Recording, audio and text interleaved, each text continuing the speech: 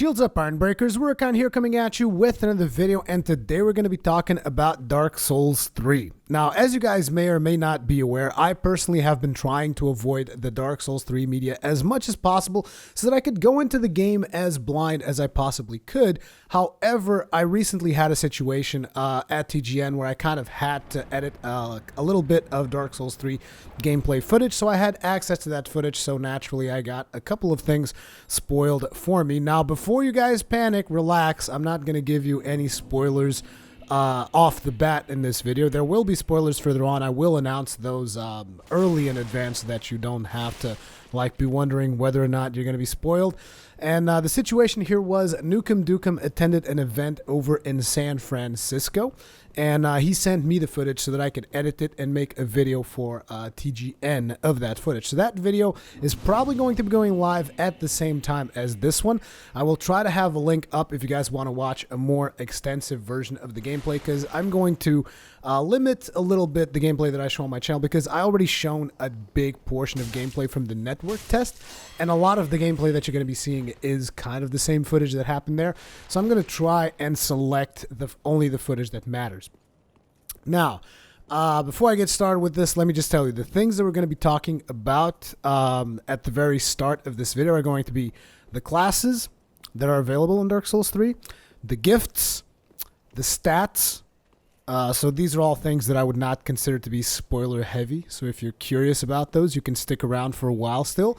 After that, I'm going to be talking about a new mechanic in Dark Souls 3. A new mechanic that I only noticed with this footage. I mean, I hadn't noticed this mechanic before.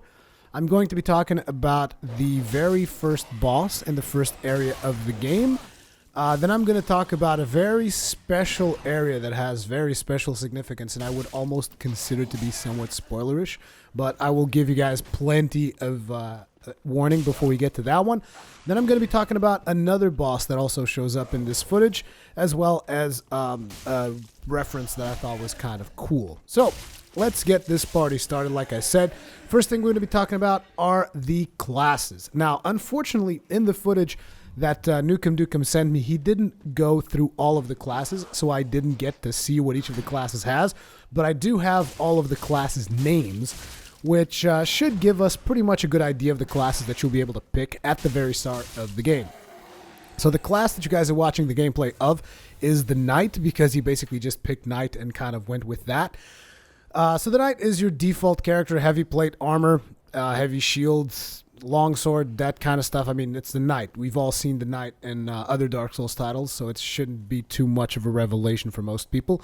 Then you have the Mercenary class, which I feel is probably going to be somewhat close to the Bandit class in Dark Souls 1. So I'm assuming it's going to be a character with an axe. Hopefully I'm not wrong, but yeah, that's the feeling I got for the Mercenary. Then we have the Warrior, which is going to probably be, you know, leather-clad type of deal, like the Warrior in Dark Souls 1 with sword, quality build type of thing. Then we have another class, which is the Herald. Now, this class, I have no idea what it could be. If I had to wager a guess, I would say it would be kind of like the Temple Knight in Demon Souls. So probably some kind of polearm weapon, together with shield and medium to heavy armor. That's what I would think the Herald is, but again, I didn't really get to see what it was, so yeah. Then there's the Thief, which is probably some kind of dagger-wielding, roguish type of class. The Assassin, which also I don't really know, but I think the Assassin is going to be somewhat of a mix between the Thief and the Mage, because I remember something about like an Academy Assassin or something in the network stress test. So I think the Assassin is going to be some kind of a mix between Thief and Mage. Then you're going to have the Sorcerer, which is your basic Sorcerer, the Pyromancer, the Cleric, and the Deprived. So these last couple of classes really don't, you know, I don't think that people are going to be wondering what those are. I mean, obviously Sorcerer is going to be the Spellcaster, Pyromancer is going to be the, you know, Spellcaster with the fire spells. Then you have the Cleric with the Miracles, and the Deprived, which is going to be the naked guy, probably with a club, I'm assuming, or maybe even without a club, who knows. But these are going to be the starter options that you will have for Dark Souls 3. But as with any other Dark Souls title, this only really dictates your starting stats. So where you go from there is completely up to you. Any class can become essentially anything. just like in all the other Souls titles. But those were the classes from what I've seen. Next, let's talk about stats. So the stats that are going to be featured in Dark Souls 3 are as follows: Vigor, Attunement, Endurance, Vitality, Strength, Dexterity, Intelligence, Faith, and Luck. Now, Vigor or Vigor, I'm not sure which one is the correct pronunciation. I believe one of those is British, the other one is American English, but doesn't really matter. Vigor is going to be the stat that determines the amount of hit points that you have. So the more Vigor you have, the more hit points you have, which begs the question, well, what does Vitality do then? Vitality actually determines your equipment load. So we now have a stat that is separate from Endurance, and that is going to be what determines how much equipment you can actually wield. Even though they went with the Vitality system, they didn't go as far as adding the whole agility thing. At least I didn't see it, so I don't think that's going to be a thing. What was the stat? Was it... I don't even remember. It wasn't agility. That was another stat that you had to put in so that your rolls would work and stuff like that. That doesn't seem to be a thing in this Dark Souls at all. As a matter of fact, I will get into rolls once I'm done with stats and the burial gifts. I will get into the rolls because, yeah, rolls, baby. But yeah, the other stats are fairly simple. You have Attunement, which is going to govern how much mana you have.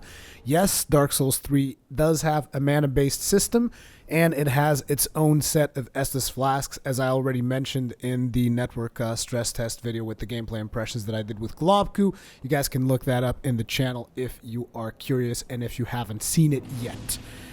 As I was saying, so there's Attunement, determines how much mana you have as well as the amount of slots you have for your spells. Endurance determines how much stamina you have. Vitality, I've already said, was equipment load. Strength, damage on strength weapons. Dexterity, damage on dexterity weapons.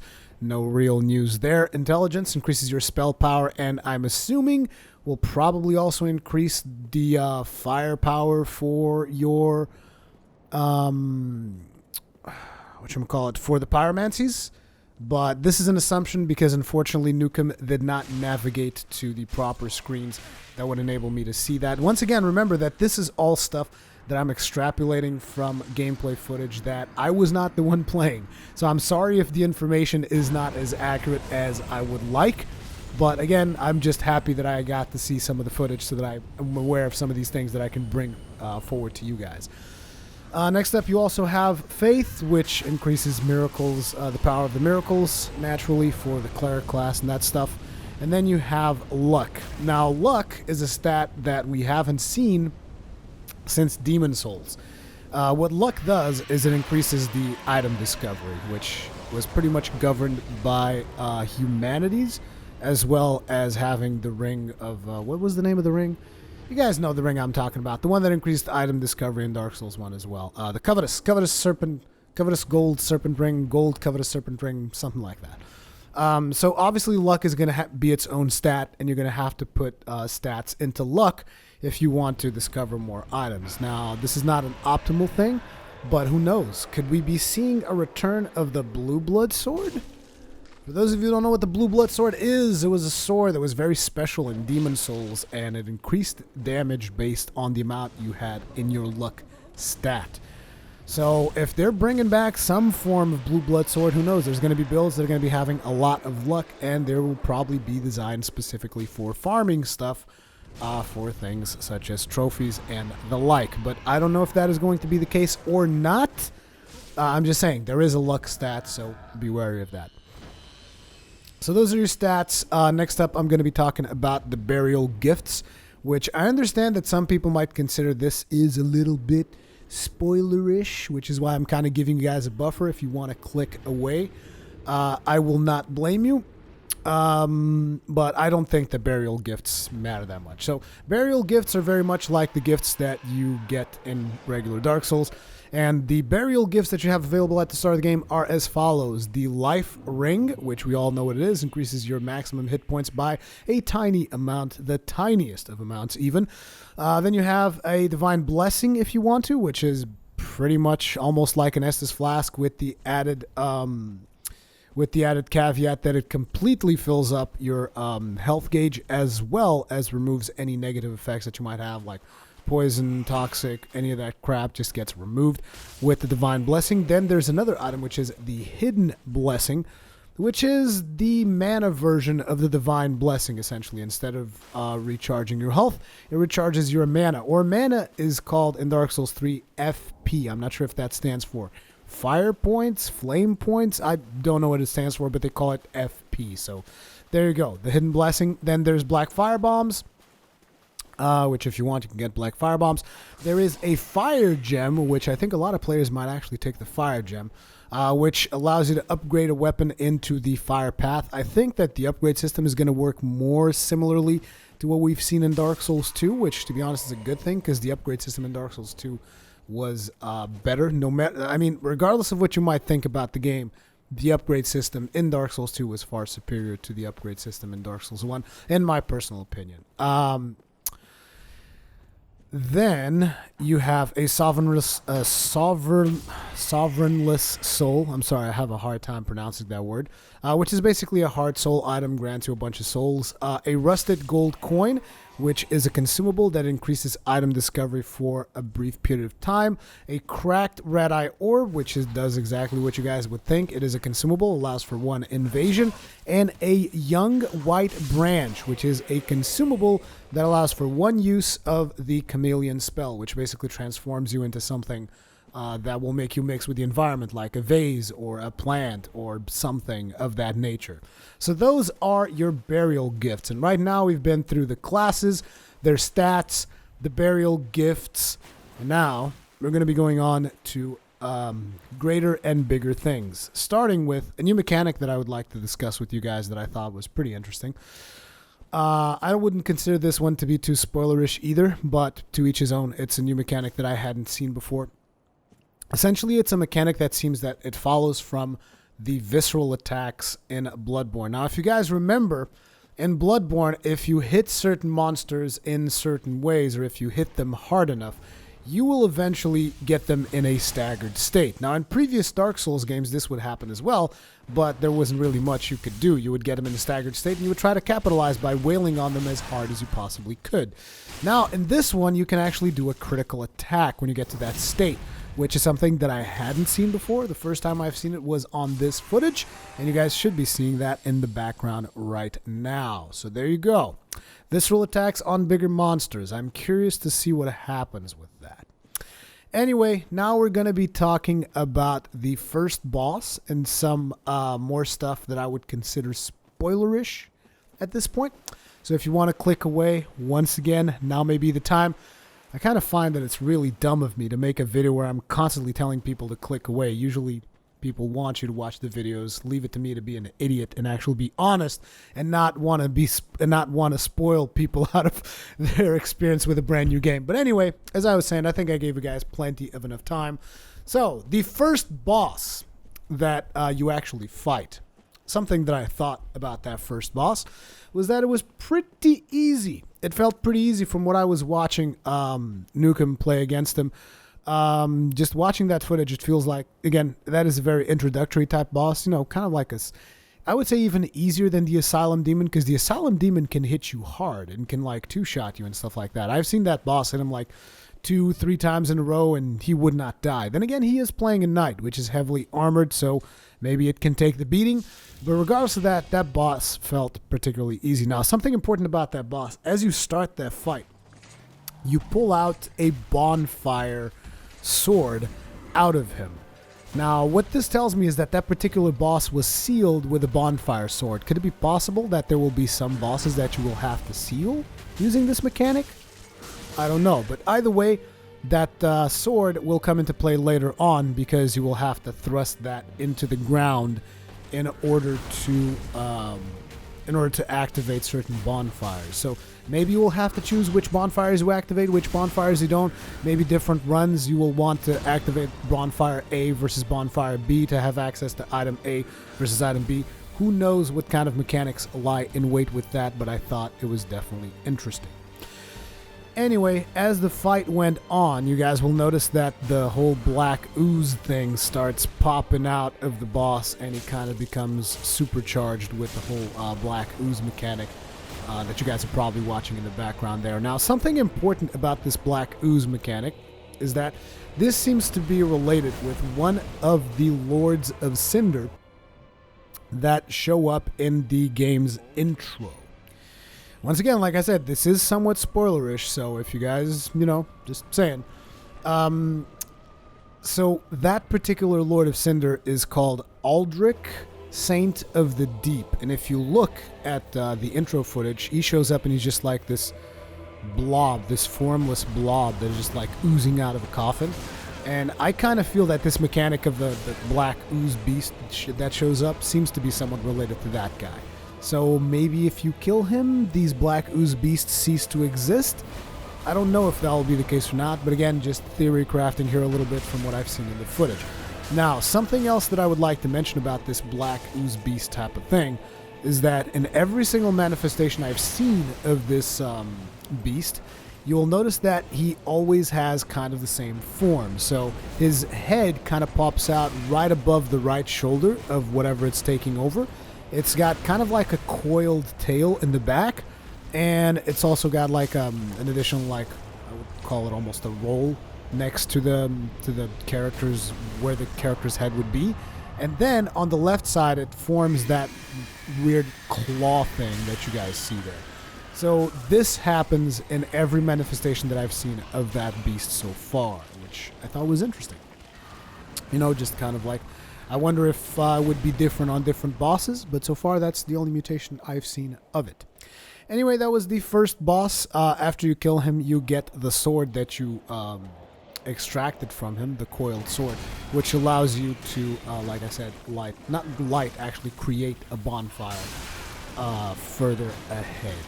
So, now we're going to be talking about a location which I wouldn't even say spoilerish, I would say flat out spoiler heavy. Because this particular location has a very special significance. So again, if you haven't clicked away by now, and you are one of those Dark Souls purists, this location is a huge ass spoiler, and this is your last warning, and here we go. So, one of the first locations that we visit is Firelink Shrine. Now, when I saw that, I was like, what the hell? Firelink Shrine? Are you for real? So you actually go back to Firelink Shrine. Now, the question is, instantly, as you look at this version of Firelink Shrine, what you guys are wondering is this in the past or in the future? What's the deal here? And my first impressions from what I see in there, I would say that is the past. As a matter of fact, I even have a theory, which is maybe your character is Gwyn. I don't know if that is the case or not, but like if you notice, when they are talking about the Lords of Cinder in the intro, which I'm not sure if I've shown the intro in this video yet or not, but if not, I will put the intro at the end so that you guys can watch that.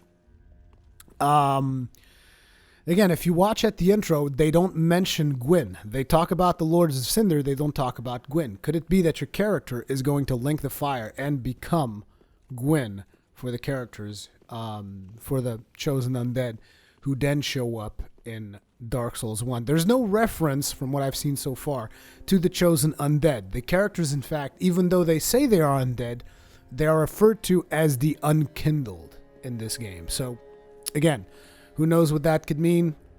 Several theory crafters, several, lore fanatics and stuff like that will probably come in and correct me with all the things that I'm saying wrong or something. But anyway, there's a crestfallen-like character. Here's his dialogue. Ah, another one roused from the sleep of death. Well, you're not alone. We unkindled are worthless. Can't even die right. Gives me conniptions. And they'd have us seek the Lords of Cinder and return them to their moulding thrones. But we're talking true legends with the metal to link the fire. We're not fit to lick their boots. There is also a Firekeeper lady, which allows you to level up, so you will not be leveling up at bonfires, which does mean that you will have to go back to Firelink Shrine in order to level up at the Firekeeper lady. And here she is. Unkindled one. I'm a Firekeeper.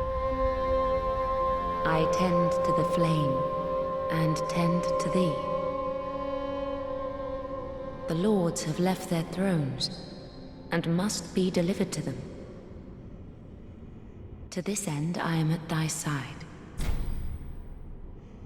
Very well. Then touch the darkness within me. Take nourishment from these sovereignless souls. And beyond that, if you haven't been spoiled enough, here comes another big one. Andre of Astora is at Firelink Shrine. A newcomer, I see. I am Andre. I serve at this shrine as a humble smith, forging weapons. You're in search of the Lords of Cinder, I trust. A toilsome journey, I'd wager. You'll require good arms. Let me smith you weapons. I am a smith. Such is my purpose. Which again is one of those things that kind of leads me to believe that this is all taking place in the past. Because I would kind of see, you know, Andre being at the Firelink Shrine when Firelink Shrine was at its prime. Whereas in Dark Souls 1, Firelink Shrine has been kind of like, you know, it's been taken over by nature. It's been broken down. It's been whatever you want to call it. But, yeah, again, the presence of Andre of Astora, in my opinion, just kind of feels like this would be the past. Who knows if Andre of Astora might not even be someone that you summon in a fight or something? Who knows? But I like the fact that Andre is there. Good old Andre, man. Banging away in his anvil. Just smithing stuff for you. Good stuff. Anyway, and then you just embed the coiled sword and you create a bonfire. Again, who knows where this mechanic will lead us. But yeah, there it is.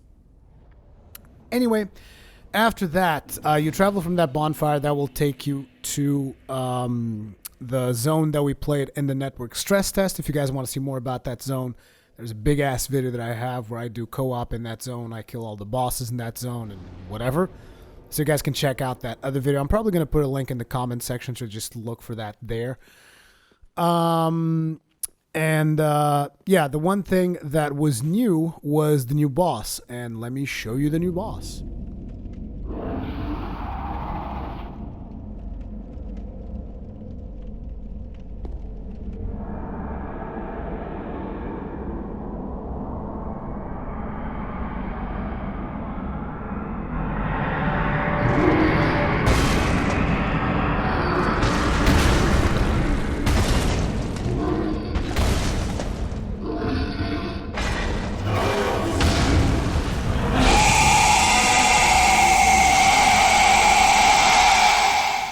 So this boss obviously seems to have two stages.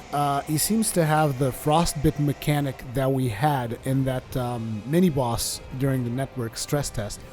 And I wasn't really able to completely understand what the hell the frostbitten was doing. It seems like it messes with your stamina somehow. It doesn't seem to deal that much damage. And this boss, as most bosses in Bloodborne, has two stages. Just like all of the bosses that I've seen so far in Dark Souls 3, they also have two stages.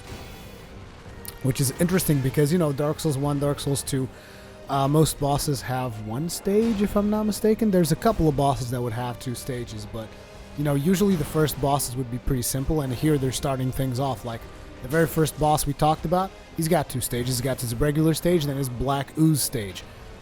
This boss, he's got the stage where he's, you know, he jumps on you, tries to hit you, and then he has the stage where he kind of just like goes berserk and tries running you over all the time. And then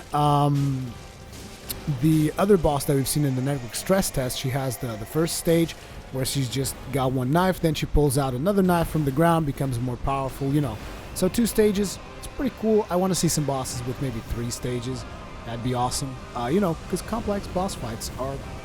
And by complex, I don't mean like grueling or anything. I mean just, you know, challenging, keeping you guessing so that you don't just guess what their pattern is and then just execute on that. So that's pretty cool. I am pretty happy about what I've seen so far about Dark Souls 3. Again, I would probably have preferred not to have been spoiled, but again, working in the industry like I do, a lot of the times, I just don't have that choice like some of you do. Anyway, to finish things off, we have two things. Like I said, I will be putting the intro to the game at the very end of this video. And before that, we have just the Anne Orlando gargoyles, which I thought was kind of cool. They take you to a different location this time, but the Anne Orlando gargoyles are there. So who knows if you won't go to Anne Orlando eventually as well and visit that place. But yeah, pretty badass. I'm excited about what I've seen. If I sound a little bit down is because, again, I would rather not have been spoiled to all of this. And please note that I've made constant warnings about spoilers. So if I see a single comment in the comment section of people complaining that I spoiled something for them, I will kill that person. No, I'm just kidding. Anyway, Anne Orlando gargoyles, and now here's the intro to the game. So this is like the very first thing you see when you hit start new game. Hope you guys enjoyed this video. Leave me a comment, all that kinds of good stuff in the comment section. Thank you very much for watching, and I'll see you in the next one. Yes, indeed. It is called Lothric, where the transitory lands of the Lords of Cinder converge.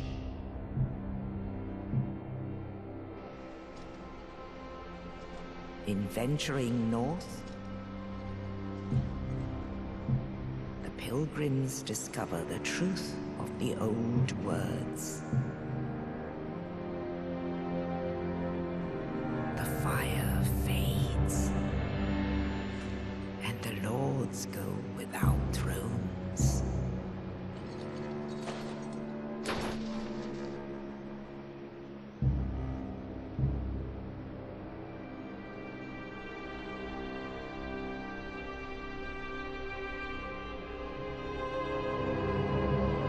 When the link of fire is threatened, the bell tolls, unearthing the old lords of Cinder from their graves.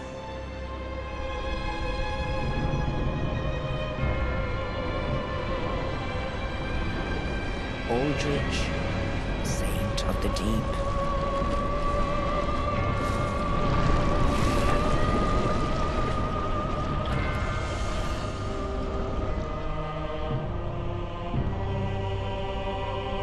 Farron's undead legion, the Abyss Watchers.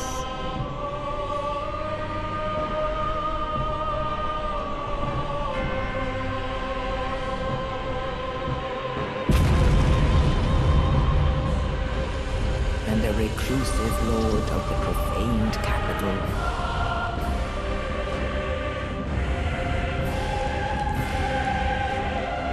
Yon the giant.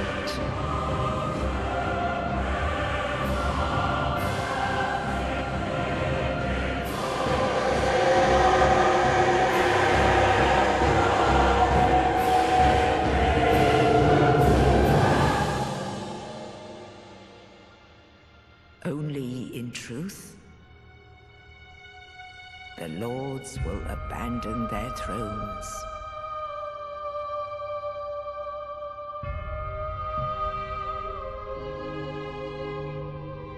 And the unkindled will rise.